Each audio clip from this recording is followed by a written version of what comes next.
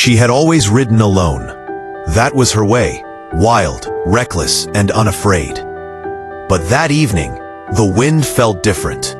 It carried a warning, faint yet unmistakable. She tightened her grip on the reins, scanning the horizon, her instincts whispering of eyes unseen and danger approaching. Then it happened. A sound, sharp as lightning, cut through the silence. Horses thundered out from behind the ridge, warriors in paint and feathers, riding with precision that spoke of centuries of skill. Her horse reared, panic flashing through its eyes. She turned to flee, but they surrounded her like a storm closing in. An arrow sliced the air and grazed her arm. Pain seared, but she didn't scream. She raised her pistol, fired once, twice, missed, and before she could reload, a strong arm caught her from behind, pulling her from the saddle. The world spun, and the ground rose up to meet her. Darkness. When she awoke, it was night. A fire burned low nearby, its glow casting long shadows on the faces around her. The air was cold, her wrists bound with rawhide. She shifted slightly, testing the knots, but they were tight. A voice broke the silence, low, calm, and commanding. She wakes. He stepped into the light. Tall, broad shoulders, a face carved in stone and shadow.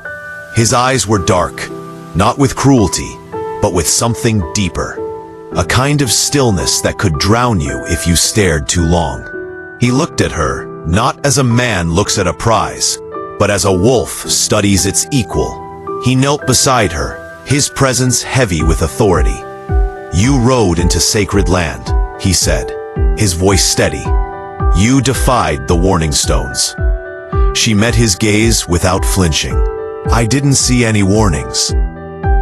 He studied her for a moment, then said quietly, "You wouldn't have stopped even if you had." It wasn't a question, it was a truth.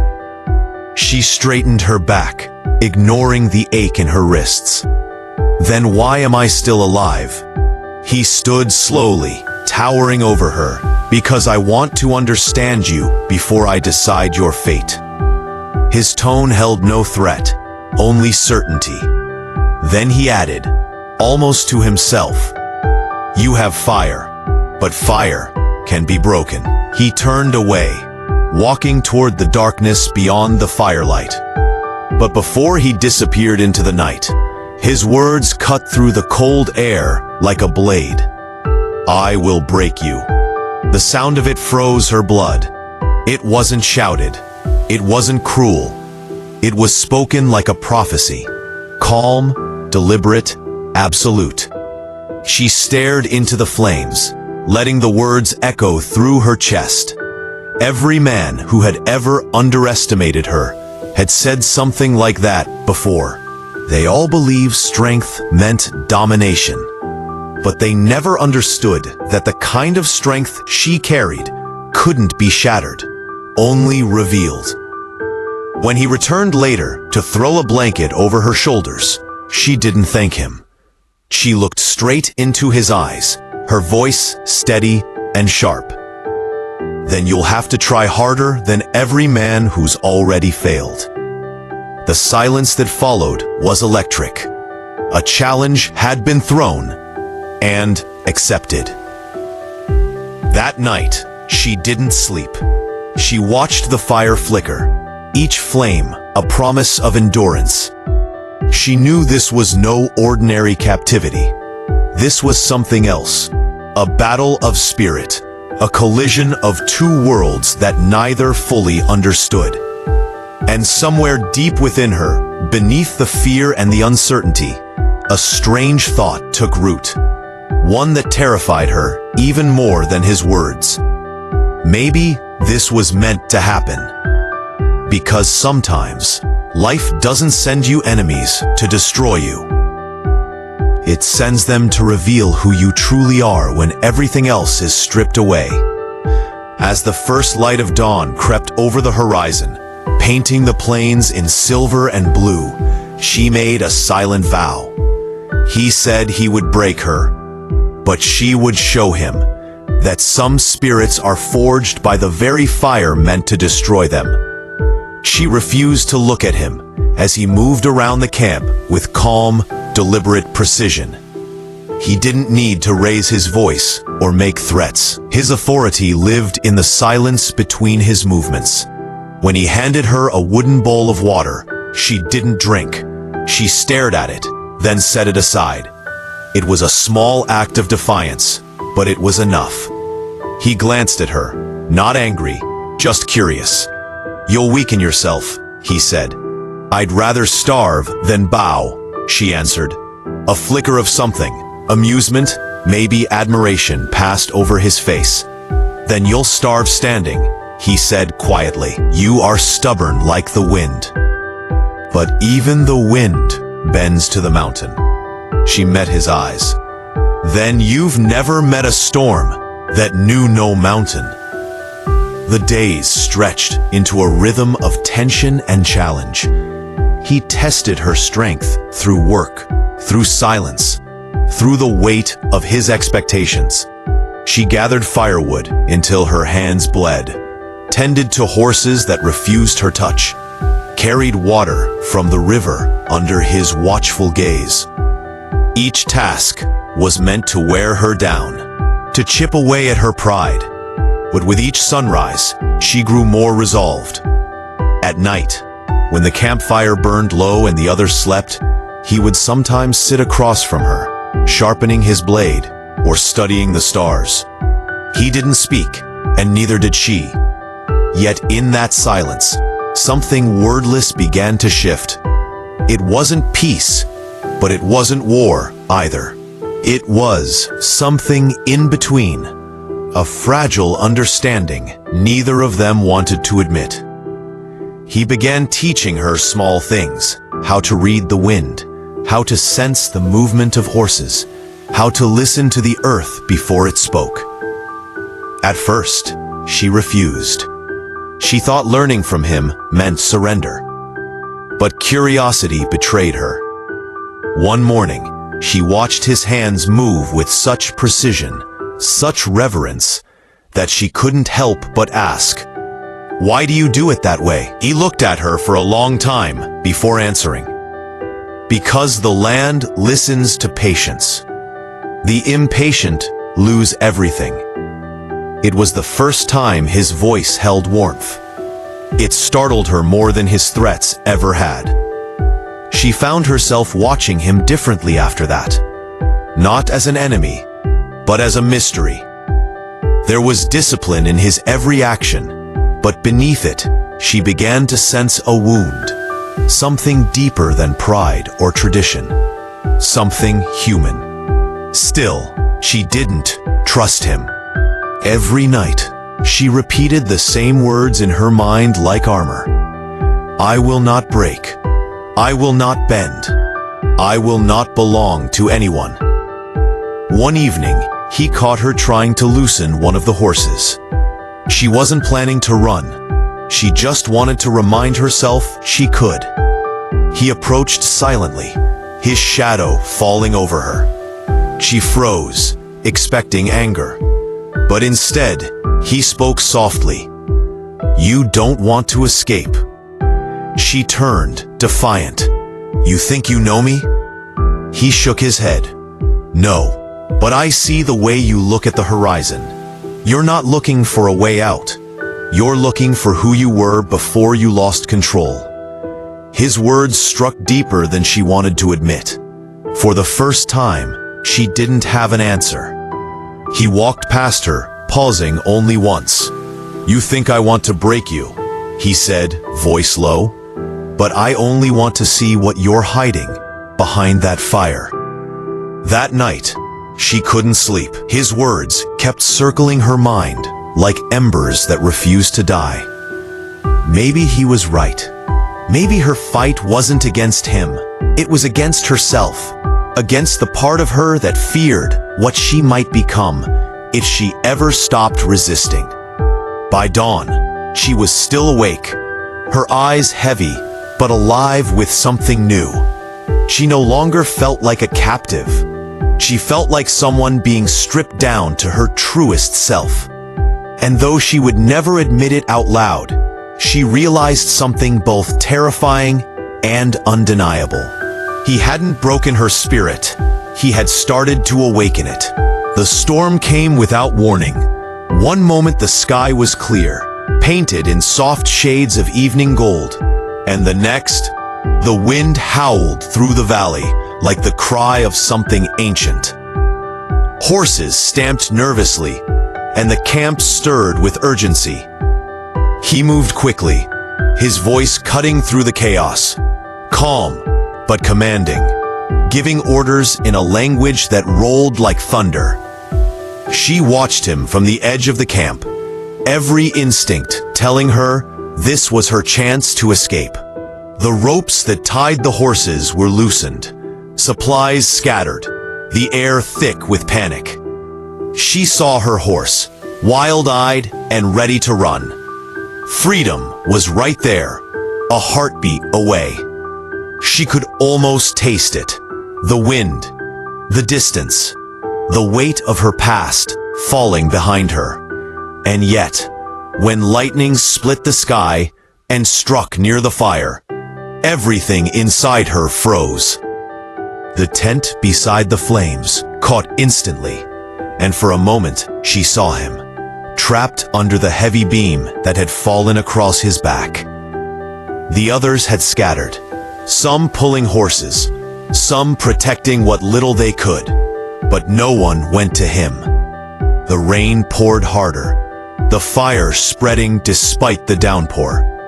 And that's when she made the decision that changed everything. She ran toward him. Her body moved before her mind could stop it. She tore through the smoke, coughing, eyes stinging, grabbing at the burning canvas to free him. He looked up at her, shock flickering across his face. "Go," he rasped. "You can still run." She ignored him. She pushed the beam with all her strength, screaming through the pain as the heat bit into her skin. Didn't move. She tried again, using her shoulder, her whole body. This time it shifted just enough for him to crawl free. He caught her arm and pulled her away as the rest of the structure collapsed behind them in a shower of sparks. They fell to the ground, rain pouring over them, fire dying slowly in the mud. For a long moment, neither spoke. Their breaths came hard, the sound of thunder filling the silence between them. Finally, he turned to her, his voice low and rough. "You could have escaped." She met his gaze, rain running down her face like tears she refused to cry. "I didn't come here to die with your blood on my hands." Something in his expression changed then. The hardness, the distance, it broke. For the first time since she'd met him, he looked at her not as a prisoner or a challenge, but as something he couldn't name. When the storm passed, the camp was a ruin of mud and ashes. They sat together in silence beside the dying fire, wrapped in what little remained of dry blankets. He hadn't thanked her. She hadn't asked for it. But something unspoken now lived between them, something fragile and powerful all at once. In the days that followed, his tone changed. The edge of command softened. He still watched her, but no longer like a guard. More like a man trying to understand a mystery. He taught her to rebuild the camp, showed her how to bind wood with sinew, how to track the horses that fled into the hills. And when she spoke, he listened. One evening, she caught him watching her hands as she worked. "You were right," he said quietly. "About what?" "That fire doesn't always destroy. Sometimes it purifies." She didn't answer, but she felt the weight of his words. The air between them no longer held the tension of defiance. It carried something gentler, like the earth after rain. That night, as they sat beneath a sky washed clean by the storm, he reached for the knife at his belt and placed it on the ground between them. A symbol, a choice. She could take it and run, or leave it and stay. Her eyes lingered on it for a long moment before she whispered, "You think this means I trust you?" He shook his head. "No, it means you decide what happens next." She left the knife untouched. Neither of them slept much that night. The storm had changed more than the land. It had shifted the space inside their hearts. What had begun as a vow of dominance had become something else, something they didn't yet understand. And when dawn broke, pale and silent, he caught her looking at him, not with hatred, but with a kind of quiet recognition. She didn't know it yet, but that was the moment the war between them ended. It wasn't surrender, it was transformation. He sat by the fire that night, his gaze fixed on the dancing flames. The storm had stripped the land bare, leaving behind only the scent of wet soil and smoke. She was quiet, sitting across from him, mending a torn piece of cloth with steady hands. The silence between them was no longer cold. It had changed, softened. But beneath it lay something raw and unspoken. He spoke first, his voice low and tired. "When I was a boy, I learned that mercy was weakness, that to survive, you must make others bow before you." He paused, the firelight flickering across his face. "That's how I became what I am." She didn't look up, but she heard the crack in his tone, not of regret, but of truth. "And what are you now?" she asked. He looked into the flames, as though searching for the answer. A man who forgot why he was fighting. For the first time, she saw him not as a captor, but as someone broken by the world's cruelty. There was a wound in him that no victory could heal. He had learned to lead, to conquer, to silence others, but never to forgive himself. She set the cloth aside and met his gaze. "You can't fight forever," she said. "Even warriors get tired of carrying ghosts." He almost smiled. "Ghosts are lighter than guilt." The wind whistled through the grass, carrying the scent of ash and the memory of the storm. She moved closer to the fire, and for a moment, their hands brushed. It wasn't intentional, but neither of them pulled away. There was something in that touch, a recognition, a quiet ache that neither dared to name. He told her about the battles he had fought, how his people were hunted, how he learned to harden his heart, how mercy was punished, and compassion seen as weakness. Every word was a confession carved out of pain. She listened without judgment. She didn't offer pity. She simply stayed, and that, somehow, was enough. "You hate me for what I've done," he said. "I did," she replied honestly. "But now I see you were only doing what you thought would keep you alive." He looked away, his jaw tightening. "And what about you? What keeps you alive?" "Hope," she said softly, "even when it hurts to have it." That answer lingered between them. Hope. It was a word he hadn't allowed himself to feel in years. For her, it was survival. For him, it was something he had buried long ago. Over the next few days, their rhythm changed. They worked side by side. He taught her how to make arrows from willow and stone, how to move silently through the tall grass, how to sense rain before it fell. She learned quickly, and he couldn't hide his quiet admiration. But it wasn't just skills she was learning. It was him, the way he looked at the sky before speaking. The way his hand would sometimes tremble when he touched his scars. The way he stared at the horizon, like a man waiting for forgiveness to come riding out of the distance. One evening, when the firelight glowed between them, she finally asked, "Why did you say you'd break me?"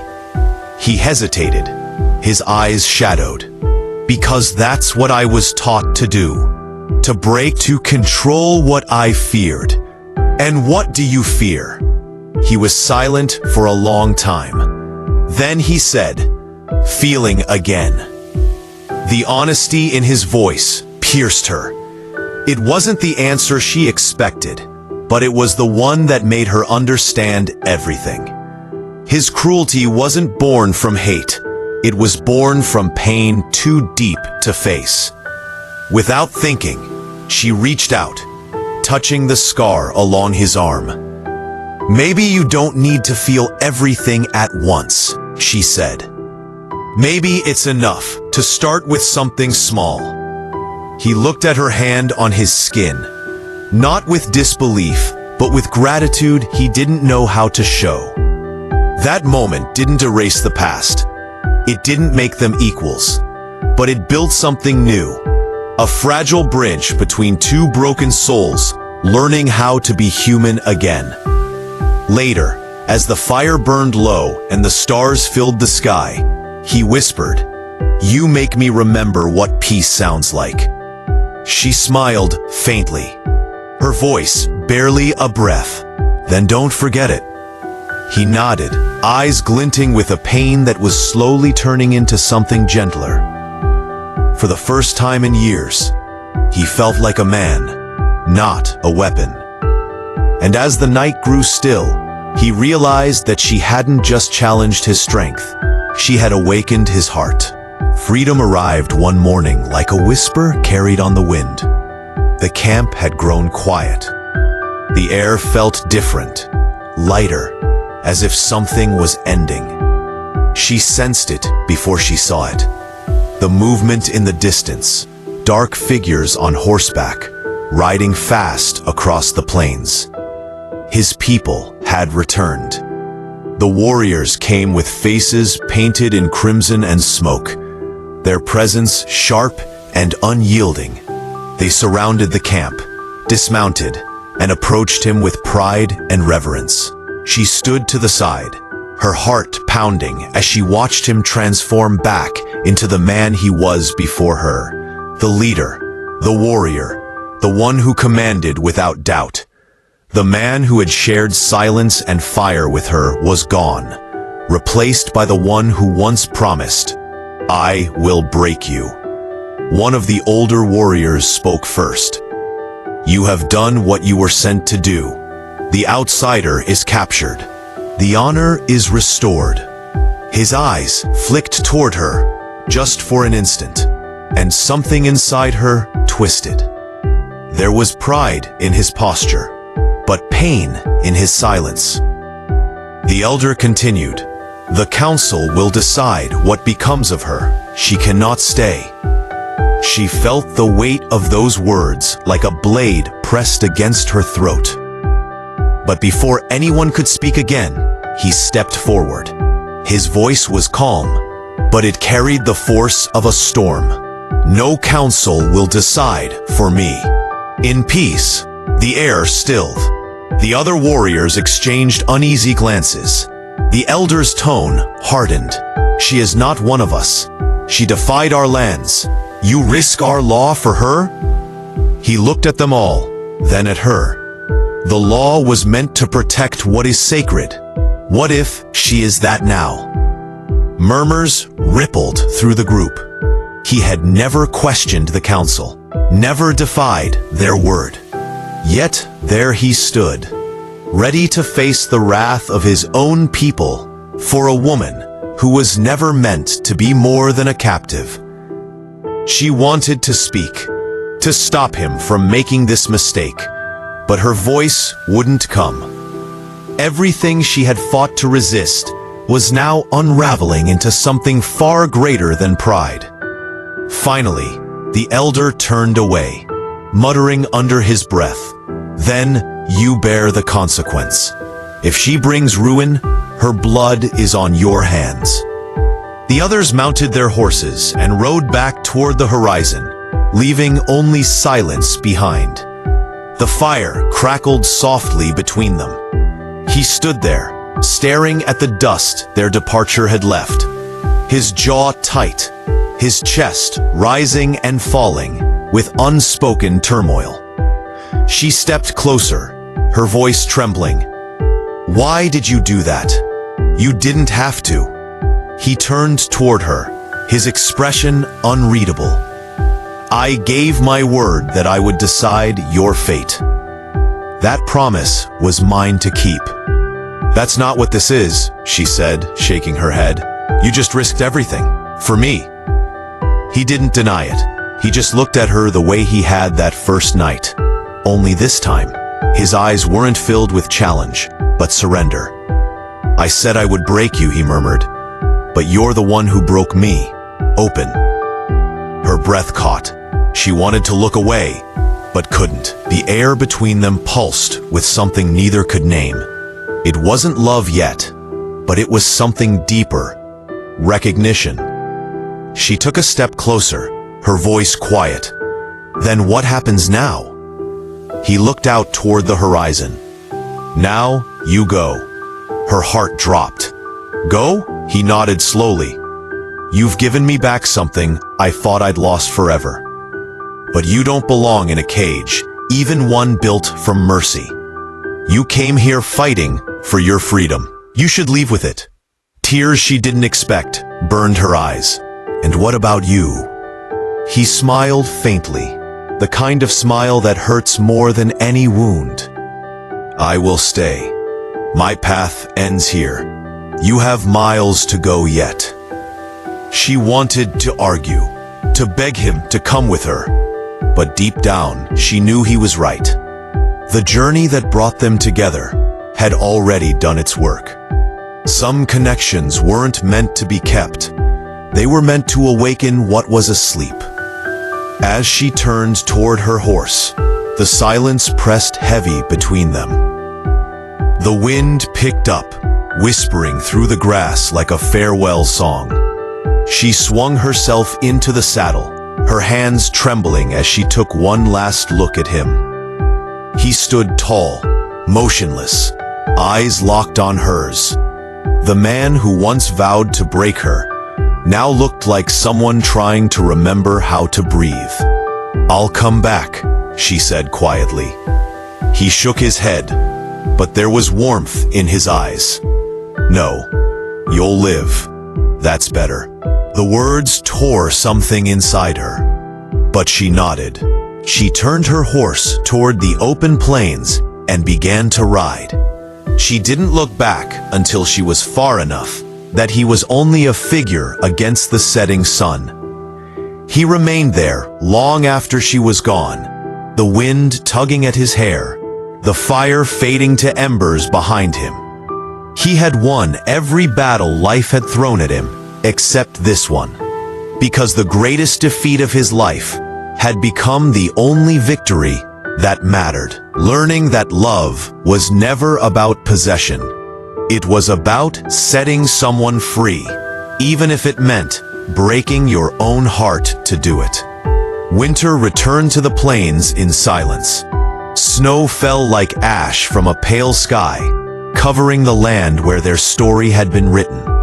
He walked alone through it now, wrapped in fur and solitude, every step carrying the weight of memory.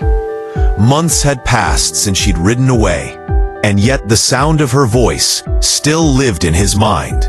Soft, defiant, alive. Sometimes, when the wind shifted just right, he swore he could hear her laughter echo through the canyons.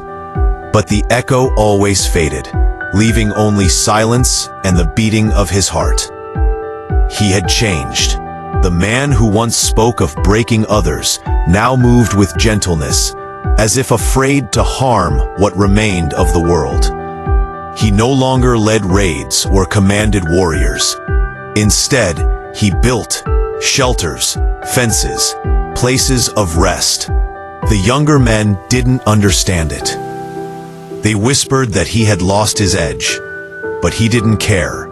Something had opened inside him that couldn't be closed again. He had seen what real strength looked like, and it wasn't control or fear, it was grace. One morning, when the snow began to melt and the earth exhaled its first breath of spring, he felt it, an ache that wouldn't let him rest. He had dreamed of her the night before, her hair tangled in the wind, her eyes burning with the same fire that fostified him. In the dream, she had turned and whispered something he couldn't hear. He woke with the certainty that he needed to find her. He prepared his horse, gathered what little he needed, and rode out across the thawing plains. The land stretched endlessly before him, familiar yet foreign. Days blurred into nights, marked only by the rhythm of hooves and the memory of her name. He crossed rivers swollen with snowmelt, passed through valleys where the wind still carried the faint scent of smoke and rain, the same storm that had once bound them together. At last, after many days, he reached a small settlement at the edge of the frontier. It was quiet, almost ghostly, but life flickered in its corners. A blacksmith's hammer, a child's laughter, the smell of bread baking in the distance. He dismounted, his body aching, his spirit both heavy and light. He walked through the main street until he saw her. She was standing near a wooden fence, her hair loose, her face softened by time, but unmistakable. For a moment, he couldn't move. The world seemed to hold its breath. She turned, as if she had felt him before seeing him. And when her eyes met his, the months between them vanished. There was no fear, no surprise, only recognition. Like two souls remembering a promise made long before they were born. Neither of them spoke at first. The silence said everything. Finally, he took a step closer. "You found peace," he said quietly. She smiled faintly. "I found myself." Peace came after. He nodded. "And you?" she asked softly. He looked at his hands, rough from work, scarred from battles long over. "I stopped fighting the wrong things," he said. "The world, my past, you." Her eyes shimmered. "You were never my enemy." He laughed softly, the sound breaking something inside him that had been frozen too long. "No, but I was mine." The wind swept between them, cold and gentle, stirring her hair. He wanted to reach out, to hold her, but he didn't. He had learned what it meant to love without claiming. "I didn't think you'd come," she said. "I didn't either," he admitted. "But some paths don't end. They circle back." They stood there, caught between past and present, the weight of everything they'd survived hanging in the air. She stepped closer, her hand brushing his. It was enough. That single touch carried the entire story. The capture, the defiance, the storm, the parting, and now the return. He looked into her eyes and whispered, "I found what I was looking for." Her breath caught, and what was that? He smiled, quiet and certain. "Someone I can't live without, even if I have to let her go again." For a moment, neither moved. Then she leaned forward, her forehead resting against his. No words, no promises, just the stillness of understanding. When he finally stepped back, there were no tears, only peace. The kind that comes when two souls have carried each other through every kind of fire and still stand whole. He turned to leave, but she called after him softly. "What will you do now?" He looked over his shoulder, the wind tugging at his cloak. "Live," he said simply. "And remember." She smiled through the ache in her chest. "Then so will I." He mounted his horse and rode toward the horizon. the sun breaking through the clouds in gold streaks that touched the earth like a blessing. She watched until he disappeared from sight, knowing that even if they never met again, they would never truly be apart. Because some connections don't fade, they become part of who you are.